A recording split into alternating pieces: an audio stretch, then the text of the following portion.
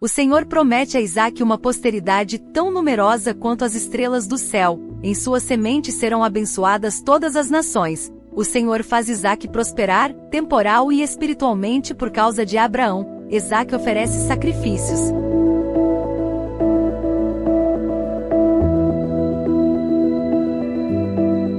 O pastor Tchaikovsky Otto já vai começar o sermão. Só antes um recadinho. É muito importante que você se inscreva em nosso canal. Fique com a gente em cada vídeo que é preparado com muito carinho. Vamos lá, galerinha, sem migué. E não pode faltar aquela curtida para incentivar a gente. Isso vai ajudar a alcançar mais pessoas. Muito obrigado.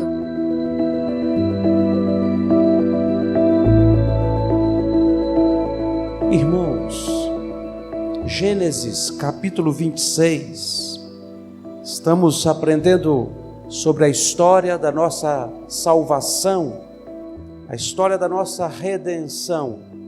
Passa por esses personagens bíblicos e como Deus usou poderosamente a vida deles para escrever também dessa história.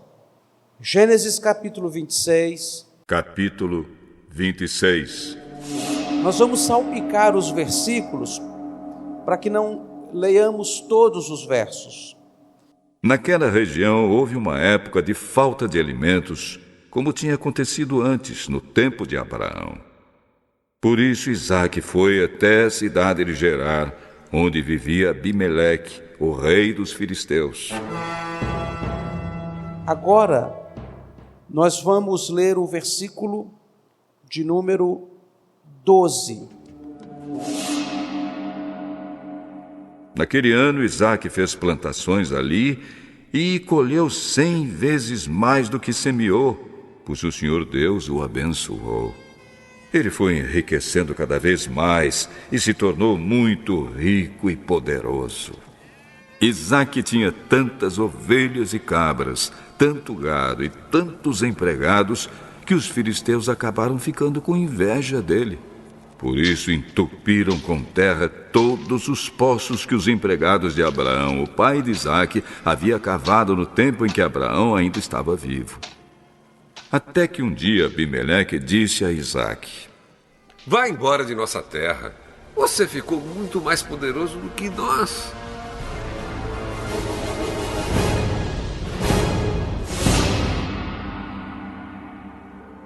Isaque saiu dali, armou as suas barracas no vale de Gerar e ficou morando ali por algum tempo. Ele tornou a abrir os poços que haviam sido cavados no tempo de Abraão e que os filisteus haviam tapado depois da sua morte. E Isaque pôs nos poços os mesmos nomes que o seu pai havia posto. Um dia os empregados de Isaque estavam no vale abrindo um poço e acharam uma mina de água. Os pastores de Gerar discutiram com os pastores de Isaque. Eles afirmavam que a água era deles. Por isso Isaque deu a esse poço o nome de discussão. Depois os empregados de Isaque abriram outro poço, e por causa dele também houve discussão. Então Isaque pôs nele o nome de inimizade. Isaque saiu dali e abriu outro poço. E como não houve discussão por causa desse, ele o chamou de lugar espaçoso.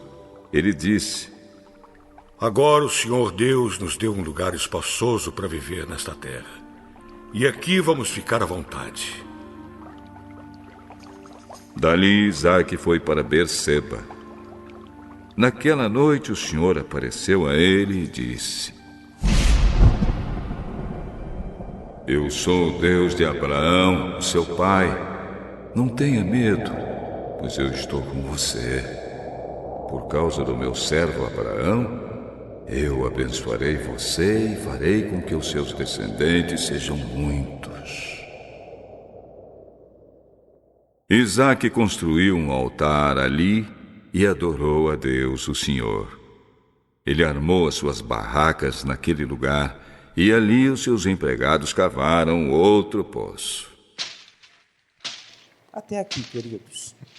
Senhor Deus, em nome de Jesus, Tu já tens nos falado até aqui e te suplicamos que ilumine os olhos do nosso entendimento para que possamos aprender mais da Tua palavra e levar esses ensinamentos para a vida, para dentro de nossas casas, de nossas profissões e afazeres.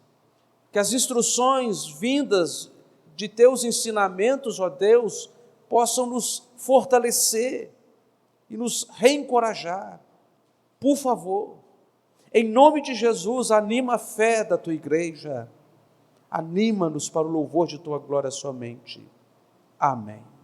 Temos meditado nestes textos, aprendido tantas verdades bíblicas aplicáveis em tantas áreas, especialmente familiares. Temos notado que quando lemos os textos do Antigo Testamento, sempre esbarramos em contextos familiares. E temos ensinamentos assertivos, obviamente, é a palavra de Deus. Ensinamentos que encontram as nossas necessidades mais básicas e nos reorientam. Este texto, já relido aqui na igreja, nos fala de um tempo de fome, um tempo de escassez, um tempo de seca, um tempo de aridez. Um tempo de tamanha carestia que era ainda maior do que as do dia do pai Abraão. Este é um tempo que nos visita constantemente, querido. Tempos de seca e aridez fazem parte aí dos capítulos mais difíceis de nossas histórias. Eu sei que você tem abundância de água na sua casa, sei que nós não padecemos desta preocupação e o saneamento básico nos alcança de uma maneira muito eficaz. Porém, as nossas almas, tantas vezes com as suas gargantas ressequidas, os nossos corações, tantas vezes empoeirados de preocupações, há mais do que ciscos em nossos olhos, tantas vezes molhados de tristeza, lágrimas tão salgadas que só aumentam a nossa necessidade de refrigério. Não por menos, algum poeta afirmou que o sal do mar é resultado dos imigrantes que tanto choraram sobre ele. Talvez, irmãos, esta garganta tão ressequida, esta angústia que é tão severa de tempos em tempos, seja retroalimentada mesmo pelas nossas lágrimas de preocupações, de tristeza, de ansiedade, de dor, de medo. Eu não sei qual é o nome que você tem dado às suas lágrimas, mas eu sei que elas fazem parte de capítulos escritos pelo dedo sob um mármore empoeirado, o mármore de nossos corações. O que fazer nestes tempos, irmãos? O que podemos aprender com este texto? Note que, apesar de tudo, Deus tem nos feito prosperar. Num cenário onde qualquer pessoa instantaneamente não superaria e cairia duro ali, por inanição e desidratação, há um mistério. Mesmo na dor, mesmo nas feridas abertas, mesmo quando tudo diz não, Deus tem nos dado além do que podemos imaginar. Diz o texto, e você leu, que naquele mesmo ano, Isaque semeou no deserto e conseguiu alcançar o incrível resultado de 100 vezes mais. Uma multiplicação exponencial. Para cada grão, 100 novos grãos das bênçãos de Deus. Uma multiplicação tão maravilhosa que não nos resta dúvida de que as bênçãos de Deus acompanhavam esta caravana a ponto de ao ponto de Abimeleque ficar impressionado com a prosperidade daquela gente e pedir-lhes que saíssem dali. Veja, é tempo de dor, mas nunca é tempo de abandono. É tempo de escassez, mas há sempre um orvalho que molhe a terra. É tempo de recursos mínimos, mas há sempre uma máxima fidelidade de Deus para conosco. Cansei de ouvir histórias de homens que, ao abrirem os seus cartões de dízimos ao final do ano, dissessem: não sei como foi possível isto.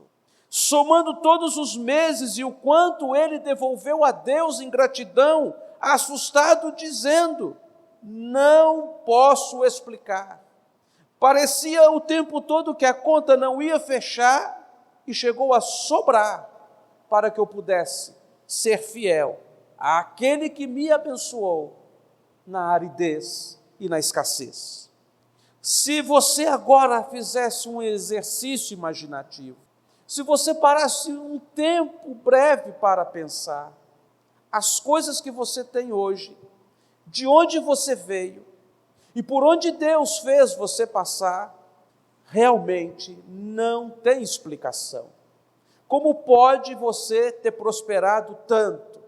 Semeando o mínimo, Deus te abençoou com muito mais. Se você olhar ao seu derredor, perceberá que mais do que recursos financeiros, Ele te deu uma família, te deu saúde, te deu paz, perdão, alívio nas tribulações, vestes brancas em torno de corações que tanto necessitavam serem perdoados. Veja, irmãos, que chegamos agora a mensurar um patrimônio imaterial que é incalculável. Deus nos fazendo prosperar por todos esses anos. Talvez a nossa carteira não estivesse tão cheia quanto gostaríamos, mas é tão bom também saber que as nossas contas com Deus estão todas quitadas, cada uma delas perdoadas, todo o escrito de dívida que era contra nós, riscado e rasgado na cruz. E poderíamos, irmãos, atravessar aqui o ano inteiro contando as bênçãos e sempre ficando surpresos o quanto Deus já fez. Mas estamos em movimento, nós não vivemos de passado. O passado até norteia o nosso presente e nos ajuda a construir o futuro. Mas águas passadas não podem mover os moinhos de nossas preocupações atuais. Portanto, eis que este homem que prospera está sempre sendo chamado a alguma reação, a alguma proatividade, a algum movimento. Ele não é estático, ele não é um quadro pendurado numa parede de um museu. Ele grita, ele geme, ele sente dor, ele é gente. E quando ele acha que está estabilizado, Abimeleque diz: você não é bem-vindo aqui. Quem não gostaria de ter alguém abençoado ao lado dele? Quase que me lembra Pedro dizendo a Jesus: saia do meu barco, porque eu sou pecador. Estranhamente, irmãos, o mundo não consegue mesmo conviver conosco. Estranhamente, há um relacionamento muito superficial e até obrigatório, mas nenhum laço que possa permanecer, posto que não há comunhão alguma entre a noite e o dia, entre a água barrenta e o óleo sagrado, entre o lodo e o ouro, não porque somos em nós mesmos dignos de nota, mas por causa da graça de Deus que nos alcançou. O mundo olha para nós e nos quer distante dele. Nós até insistimos nos relacionamentos interpessoais, mas eles não sentem nenhum interesse por nós. O mundo, se pudesse, riscaria a igreja da história. porque nós somos um mau sinal para este mundo. Nós somos gente estranha, gente que prospera na adversidade, gente que não teme a morte, é confortada no luto, e mesmo quando tudo parece estar perdido, ele nunca se perde. Gente que tem uma palavra de sabedoria num mundo de ignorância e tolices. Gente que quando você acha ter encontrado o fundo do poço, na verdade, foi ali que ele encontrou o grande motivo de subir pela escada da graça de Deus. Quantos filhos nós dávamos por certos de serem tão pródigos que nunca mais veríamos brilho no olhar deles. Eis um problema enfrentado por grandes pregadores como Billy Graham, um dos maiores evangelistas de nossos tempos, que por um período encontrou o seu filho desviado dos caminhos do Senhor. É um grande problema, irmãos, que bate à porta dos homens mais espirituais.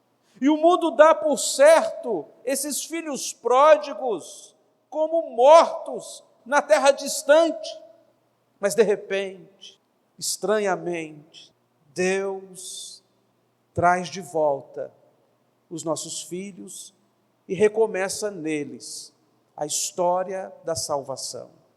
Quantos lares que já estavam tidos por sepultados a 7 palmos e que nenhuma esperança desses cadáveres se mexerem poderia ser notada, mas que se ergue notoriamente como exemplos de que há Deus capaz de mudar a história para o louvor da glória dele. Quantos homens e mulheres entregues aos remédios e preocupações e alcoolismos e toda espécie de drogas para tentar afogar as suas mágoas, que já aprenderam a nadar, e que de repente o Senhor Jesus encontra essas pessoas num mundo de miséria e transforma cada uma delas num marco da providência. Isso é insuportável para o mundo, irmãos. E Abimeleque é muito claro. Fique longe de nós. Vocês têm prosperado na adversidade e isto é insuportável para nós. Isaque obedeceu ao comando do rei da terra e acampou num vale.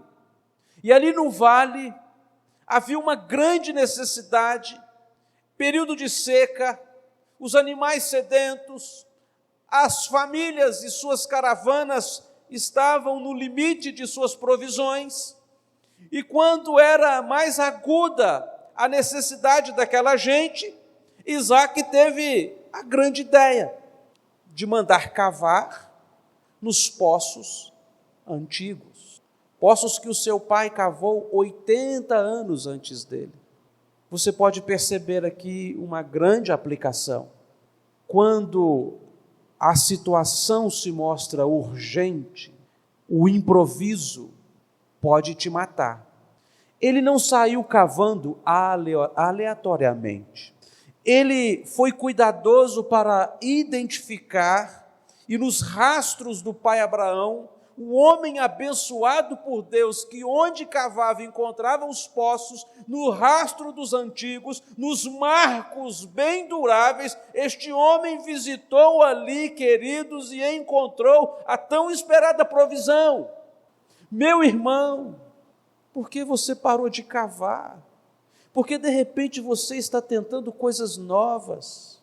Porque você e eu achamos que haverá tempo suficiente para matar essa sede em tentativas frustradas. Nós, pastores, em nossos gabinetes, os profissionais da saúde em seus consultórios, os farmacêuticos com as suas drogas, todos nós estamos no mesmo barco, ou melhor, na mesma trilha seca, tentando farejar água também. Ou você acha que quando você chega para mim e conta das suas dores, eu não sei do que você está dizendo? não porque li num manual de instrução, de protocolo sobre sofrimento, mas porque está descortinado em minha própria alma. Quase que sofrer é nosso sobrenome, quase que poderemos chamar Manassés. Deus tem nos feito prosperar na terra da agrura, mas é terra de agrura e de aflições. Queridos, quantos de nós temos cavado nas ciências, quantos de nós temos cavado nos conselhos pastorais, quantos de nós temos cavado nos consultórios psicanalíticos e nos consultórios de psiquiatria, quantos de nós temos cavado nas farmácias, quantos de nós temos cavado em tantos lugares tentando achar água para a nossa necessidade premente e básica, mas eu digo a você que todo mundo que num tempo de necessidade urgente acredita em experiências novas, é um tolo. Se chove, você não tenta levantar uma barraca ali imediatamente, construir do nada, uma ferramenta de proteção, não, um abrigo sequer, jamais. Você corre para um lugar que você conhece sabidamente ser protetivo. Talvez seja esse um dos grandes problemas que a igreja enfrenta atualmente em nosso país. Talvez seja um problema até universal. A igreja está sempre se perguntando como podemos matar esta sede. Façamos novos eventos, chamemos aqui grandes pregadores, atravessemos, irmãos, noites em louvor e adoração, tentemos fazer as gincanas, agrupemos em algumas salas um trabalho jovem e coloquemos nele um nome criativo. Claro que tudo isso tem a sua validade, mas isso só nos faz suar mais, irmão, só nos faz ter mais sede. Nós precisamos aprender a cavar onde pessoas que passaram antes de nós cavaram e encontraram satisfação. Precisamos aprender a cavar em poços certificados pelas bênçãos de Deus. Precisamos ter uma rotina de leitura bíblica, uma rotina de busca sincera e devocional. Precisamos, irmãos, olhar para o nosso cotidiano e tentar inserir nos melhores momentos dele as ações mais preciosas de nossas vidas, que são as buscas espirituais. Não cave, queridos, aleatoriamente, não faça isso com a sua vida, você não terá esse tempo, você não conseguirá encontrar em nenhum outro lugar algo que seja tão precioso. Um tesouro escondido no campo. Quantas pessoas passaram por ali? Era um tempo de seca e muitas pessoas não se deram conta que debaixo dos pés delas estavam bem ali poços superabundantes. Um tesouro escondido no campo nos lembra bem o que é o Evangelho.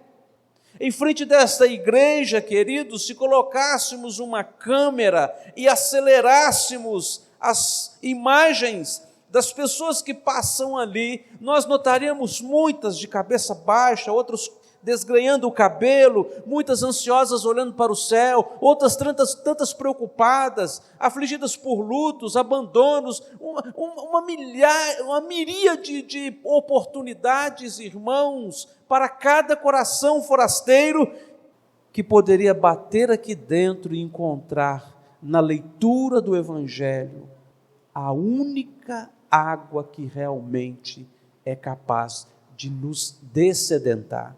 Nossos jovens, eles acreditam piamente que vão matar a sede com um diploma universitário. Nossos trabalhadores aqui estão, muitos deles, certos de que no dia que a aposentadoria chegar, enfim, não mais terão essa secura na alma. Quantos de nós imagina que depois de aposentados, então, poderemos realizar algum tipo de sonho que, enfim, vai nos realizar?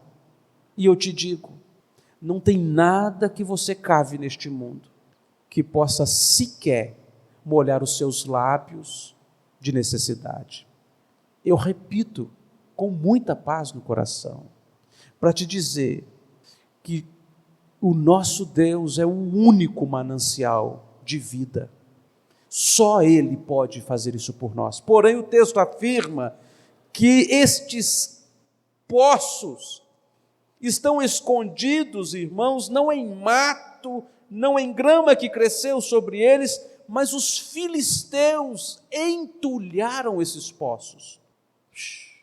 Os filisteus representam muito bem os inimigos do povo de Deus por gerações. Um povo muito hostil, combativo e rinhento.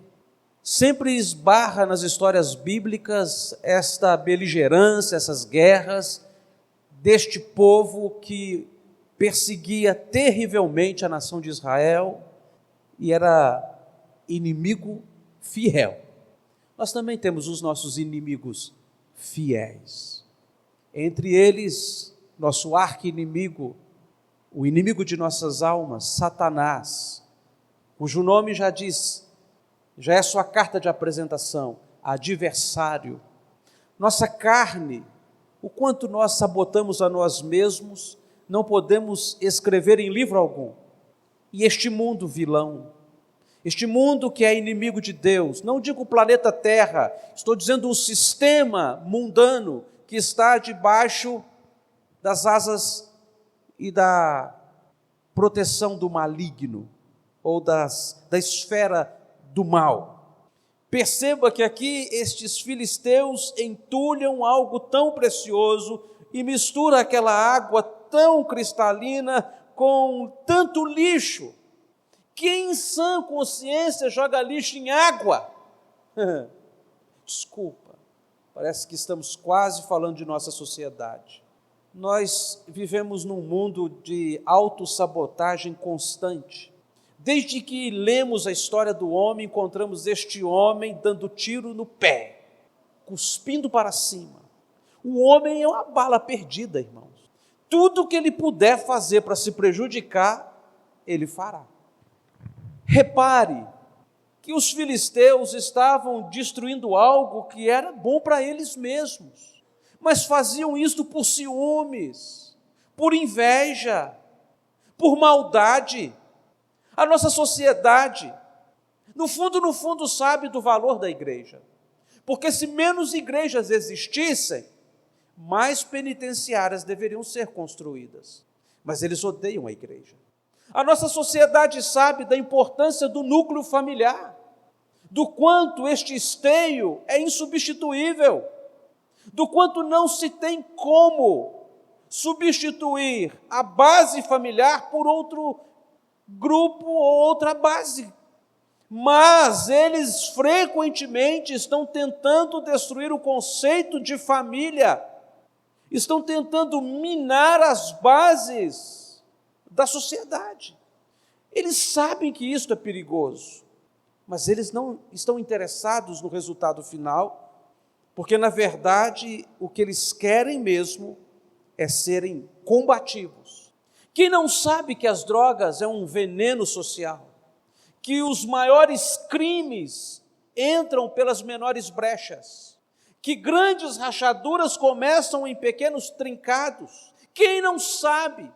Tanto é que em Nova York se começou a combater os pequenos crimes, porque um estudo indicava que os pequenos crimes eram portas abertas para as grandes infrações, chamada de lei da tolerância zero. Mas a nossa sociedade, ela deseja a libertinagem, a promiscuidade. A nossa sociedade anseia por um mundo sem Deus. Elas estão o tempo todo tentando entulhar a consciência cristã. Os princípios da moralidade judaico-cristãs são princípios de persona não grata. Nós odiamos a moral cristã. Você acha que não? Um dos livros mais ovacionados da faculdade, que os nossos meninos estudam nos cursos de humanas, é Assim Falou Zaratustra, um livro escrito em forma de contos e romances e frases pelo alemão Friedrich Nietzsche, onde ele cunha o conceito de que Deus está morto. Nietzsche é um dos grandes expoentes que afirma que a nossa sociedade vai de mal a pior por causa da moralidade cristã. A moralidade cristã é simplesmente a moral do mais fraco, a moral do escravo, a moral do perdedor, a moral do covarde. E que se nós quisermos limpar a sociedade, nós temos que apagar da história humana esses princípios de perdão, esses princípios de orar pelo inimigo, esses princípios de clemência, esses princípios de amor ao próximo, porque isso enfraquece o homem, e quanto mais o homem ele é enfraquecido, mais ele está sujeito à extinção, porque acontecerá o que uma importante teoria afirma na lei da sobrevivência: os mais fortes prevalecerão sobre os mais fracos. Dada esta afirmação, um dos piores déspotas da história, um inimigo da nossa raça, Adolf Hitler, pega esse conceito para trabalhar a ideia de raça ariana, para afirmar que os arianos são uma raça superior e, portanto, poderia extinguir as raças inferiores. Queridos, eles estão tentando sujar o que prejudica eles mesmos. Na Idade Média, o Papa Gregório IX, Gregório, em uma de suas bulas, disse que os gatos eram malditos, associando gatos a bruxas. E o que ele fez?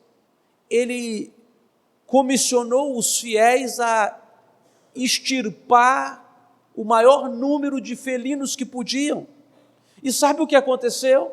Quando se matou os gatos na Euroásia, a proliferação de ratos. A proliferação de ratos trouxe também a proliferação de piolhos de ratos, contaminados pela peste bubônica, que dizimou de 60 a 200 milhões de pessoas no ano de 1356. Veja a ignorância de matar os gatos, tirar a proteção deles, fez com que eles abrissem muitas covas rasas para sepultamentos coletivos que nós somos incapazes de imaginar, o que são 200 milhões de pessoas mortas por um fenômeno deste. Pastor, não é bem assim? Você acha que não? Todas as vezes que eles enfraquecem a igreja, todas as vezes que eles dizem que você é um idiota porque você é crente, todas as vezes que a televisão mostra os evangélicos como pessoas alienadas, todas as vezes que a sociedade diz que a nossa moral é uma moral inútil, eles estão tentando colocar lixo, irmãos, entre a água cristalina e a necessidade dessa gente, e todas as vezes que eles fazem isso, eles estão implodindo com essa sociedade. Mas não é isso que me assusta. O mundo jogar terra na água, eu já joguei muita terra na água também, quando eu era mundano. Já falei muito que a Bíblia era machista. Nunca tinha lido um versículo da Bíblia e falava, a Bíblia é machista. E olha que eu falava isso muito antes da moda ter chegado aqui em nosso país. Como eu posso falar de algo que eu não sei, nunca tinha lido a Bíblia? Mas eu gostava de falar porque me fazia ser popular. Isso lá em 1990, irmãos. O que me estranha não é eu fazer essas presepadas todas, é a igreja começar a pisar na água onde ela mesma vai beber. É a figura de animais que, em vez de apenas sorver a água cristalina de uma fonte, eles deitam e transformam tudo aquilo em água barrenta. Pastores com casos, assumindo púlpitos, financistas, que só estão preocupados com o dinheiro e espoliar as pessoas mais frágeis. que adentram a casa das pessoas sorrateiramente para iludi-las. Pastores que entregam falsas profecias para ter sobre o seu domínio hipnótico aquela gente. Pastores que não têm o cuidado de estudar minimamente os textos bíblicos. Pastores que têm falado coisas que Deus nunca disse, afirmado preceitos que nunca foram ensinados pelos apóstolos. Pastores, irmãos, que têm feito das igrejas um antro de promiscuidade. Tem pisado na água barrenta antes de servir ao povo.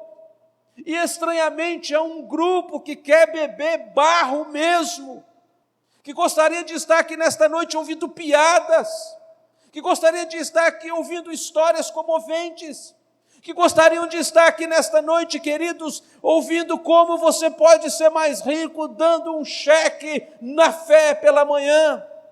Pessoas que estão procurando alguma coisa que não seja o alívio e o arrefecimento deste fogo que nos consome por dentro. É gente que está levando lixo para dentro das igrejas. E isso está para tudo quanto é lado, irmão. Está assustador.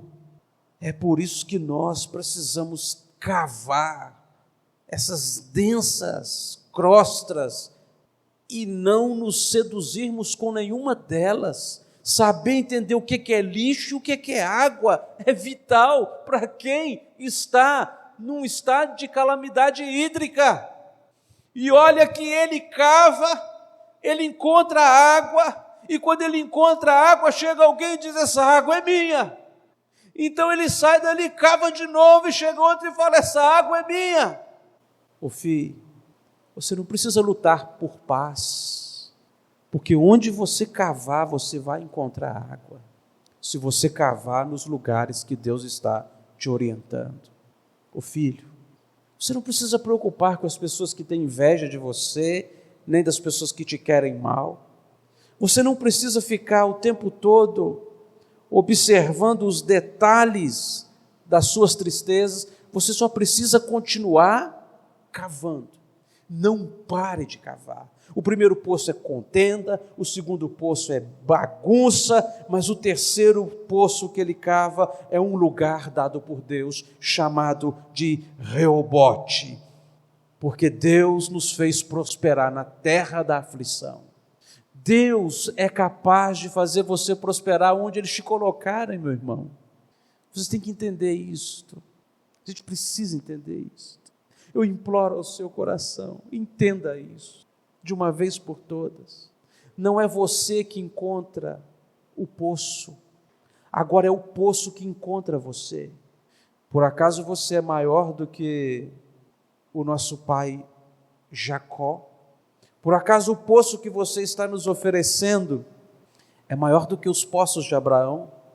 Por acaso o poço que você está falando é maior do que os poços de Isaac? É maior do que Reobote? É maior? E Jesus fala: quem beber daqueles poços d'água voltarão a sentir sede. Mas se você beber de mim, você nunca mais voltará a sentir sede. É uma expressão que afirma: eu te realizarei. Você encontrará algo em mim que nunca tinha visto antes, e uma paz de espírito que não pode se esvaziar, uma luz que brilha até mesmo debaixo das tempestades mais agressivas, não se apaga a tocha dessa graça. Você até em alguns momentos parecerá morto aos seus próprios olhos, mas eu te sustentarei. Assim como eu fui com Abraão, disse Deus a Isaac, eu serei com você, Isaac. E agora o Senhor Jesus pode dizer para nós: assim como eu fui com Abraão e com Isaac, eu serei com vocês, igreja, todos os dias da vida de vocês. Jamais os abandonarei. Suprirei cada uma de vossas necessidades. Eu guiarei vocês às calmas águas e aos pastos verdejantes. Guiarei vocês continuamente e fartarei a alma de vocês até em lugares áridos. Fortificarei os teus ossos, então serás como um jardim regado, um manancial cujas águas jamais faltam. Cave o Cristo, mergulhe nele, busque profundamente mergulhar nesses rios cristalinos, que ninguém é capaz de entulhar, que ninguém é capaz, irmãos, de sujar sua pureza e santidade. Se a água barrenta do Jordão foi capaz de purificar o defunto Naamã, o que a água da vida pode fazer com você e conosco hoje? O rio que nos busca, o poço que se move, a água da vida. Você sabe o que significa a expressão da água da vida? Água em movimento. Ele está aqui nesta noite. Há um rio que passa. Mergulhe nele. Não pare de cavar, meu irmão, nos lugares certos, indicados pelo próprio Deus, e você jamais será decepcionado, porque as bênçãos de Deus estão sobre nós, em nome de Jesus, amém. Ó Deus, nosso Pai, perdoa-nos se em algum momento nós maceramos o barro, levantando o lodo e turvamos o Teu Evangelho e temos oferecido às pessoas como se fosse cristalino e insípido. Perdoa-nos, ó Deus, quantas vezes achamos que precisávamos colocar algo no Evangelho para que ele fosse atrativo. Perdoa-nos quantas vezes acreditamos que o Evangelho puro e sozinho não bastaria. Não nos permita cavar em nenhum outro lugar, a não ser na Tua Palavra, no Teu Espírito, até que desemboquemos diante do Teu trono, porque estranhamente, quanto mais cavamos a Tua Palavra, mais somos erguidos ao céu. É um caminho que quanto mais descemos, mais somos elevados. É glorioso, Senhor, saber que nós o procuramos, mas Tu tens nos encontrado. O Senhor tem matado a nossa sede e nos feito prosperar no deserto. Nós somos uma charada para este mundo, Senhor. Nós choramos em nossos funerais, não de desespero, apenas de saudades. Nós olhamos para os nossos enfermos e confiamos a alma deles em Tuas mãos, as melhores mãos e mais operosas mãos que podem acolher os nossos pedidos de súplica são as mãos do Teu amor paternal. Nós estamos sendo ofendidos e estamos orando pelos ofensores. Estamos sendo maltratados e perdoados. Nós somos uma charada para este mundo, ó Deus, que nos olha perplexo e não entende como é que ainda estamos de pé. Mas nós sabemos que nós só estamos de pé porque Tu estás de pé por nós. E Tu nos faz flutuar, Senhor, por cima das águas da aflição, em segurança. E nos leva protegidos até as fontes da vida que estão jorrando de Teu coração, ó Deus. E instantaneamente muda a nossa sorte e a nossa história para o louvor de Tua glória somente, sempre em Cristo Jesus. Amém.